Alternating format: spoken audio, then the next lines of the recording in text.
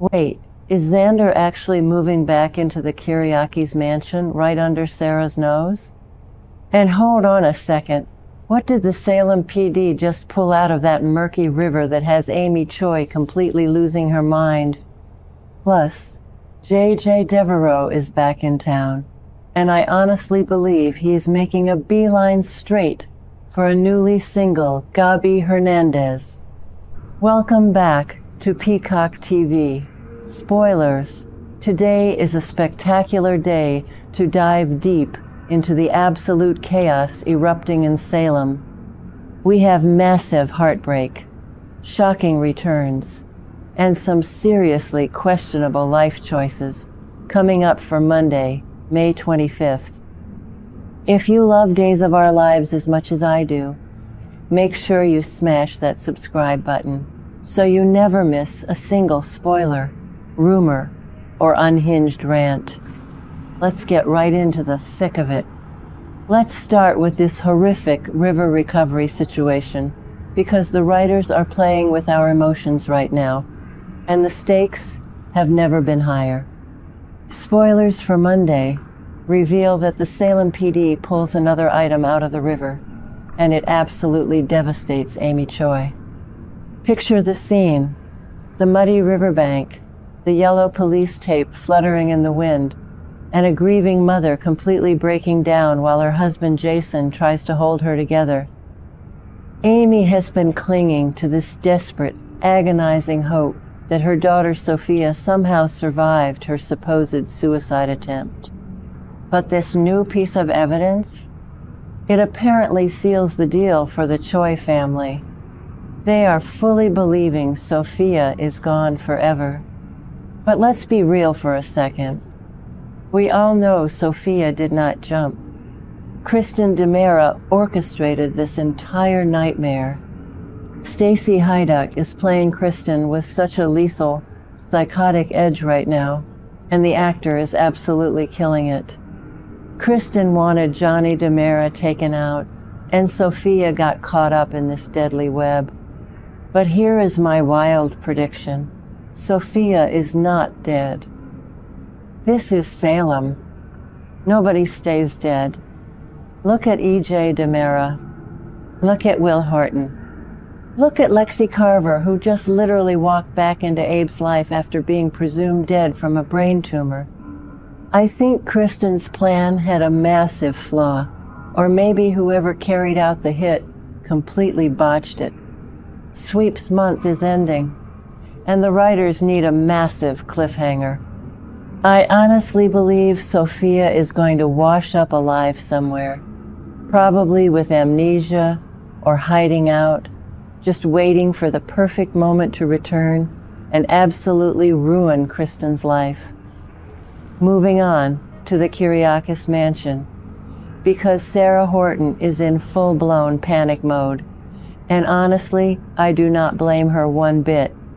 Spoilers say Xander is packing his bags and moving back into the mansion. Are you kidding me?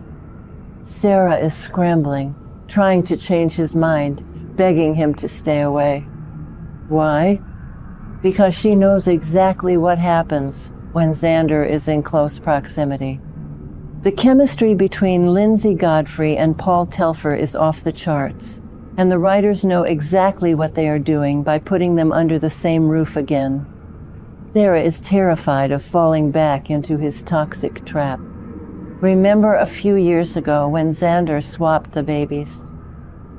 He has done unforgivable things, yet Sarah always gravitates back to him like a moth to a flame. I honestly believe Xander is doing this on purpose. He wants to be near Sarah and baby Victoria to prove he is a changed man, even though he is literally considering taking a hit job from Kristen to murder Johnny. The hypocrisy of this man is stunning.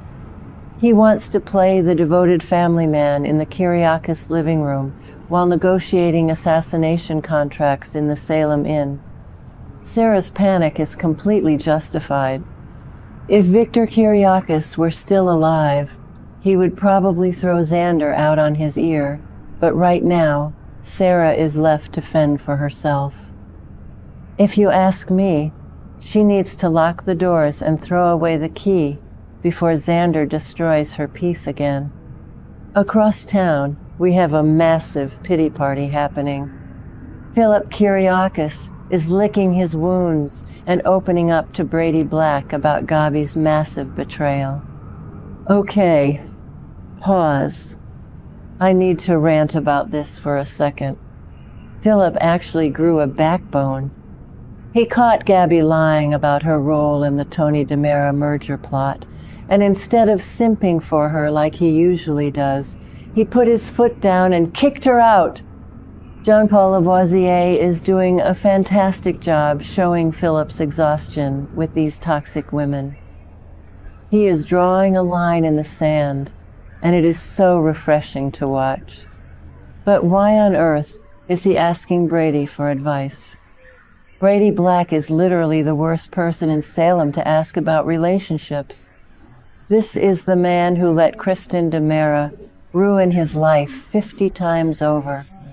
Brady is going to sit there, probably offering some terrible words of wisdom, while his own love life is a complete and utter disaster. I mean, Brady has fumbled Chloe, Teresa, Kristen, and basically every woman he has ever looked at. He will probably tell Philip to follow his heart, which is the worst advice possible. If you ask me, Philip needs to stay single, focus on running Titan, and stop letting these manipulative women walk all over him. Brady needs to just hand Philip a drink, pat him on the back, and keep his relationship advice to himself. Speaking of manipulative women, Gabi Hernandez is doing the ultimate walk of shame right back to the Hernandez house, and she is absolutely miserable. But you know what they say, misery loves company. Monday spoilers show Gabi and Gwen Rizchek totally bonding over their heartbreak. This is the duo I didn't know I needed, but now I am obsessed. Gabi just lost Philip in her massive corporate dreams, and Gwen is dealing with the agonizing realization that Xander is just using her for casual hookups while he pines for Sarah and plots with Kristen. Emily O'Brien and Cherie Jimenez sharing scenes? Yes, please. Here at Peacock TV Spoilers, we've been tracking this storyline, and we think these two are going to form a highly toxic, incredibly entertaining alliance. When you put two master schemers together who have absolutely nothing to lose, Salem better watch out. I can totally see Gabi and Gwen teaming up to destroy the Kiriakis men who wronged them. Imagine the absolute havoc they could wreak if they combined Gabi's business ruthlessness with Gwen's chaotic, scorched earth energy. They could take over town square, ruin Titan, and make Philip and Xander regret the day they ever crossed them. But wait, Gabi might not be single and crying into her martini for long, because guess who is back in town? J.J. Devereaux. Casey Moss is returning to the canvas, and I am screaming at my screen. JJ's return to Salem is exactly the shakeup this younger demographic needs right now. The spoilers tease that JJ is going to find out Gabi is no longer with Philip. Will he move in on the one that got away? I absolutely think he will, and I am entirely here for it. Let's rewind to their history for a second. JJ and Gabi had such a pure, intense connection years ago before everything went to hell with the Nick Fallon drama and Eli Grant. JJ has always had a soft spot for Gabi's crazy antics. He grounds her in a way that no one else can. With Gabi feeling so vulnerable, rejected, and humiliated right now, JJ swooping in as the good guy is the perfect soapy setup. I want to see them reconnect. I want to see JJ remind Gabi that she doesn't need to scheme to be loved. It would be such a poetic full-circle moment for both of these characters who have been through absolute hell over the last decade. But it's not all romance and reunions for the Devereaux family. We also have Jack and Jennifer having a deeply serious heart-to-heart about the state of their family. Jack just got back to town, and he is carrying so much heavy guilt about Gwen. He is going to tell Jennifer about his intense chat with Gwen, and you just know Jennifer is going to have some strong opinions.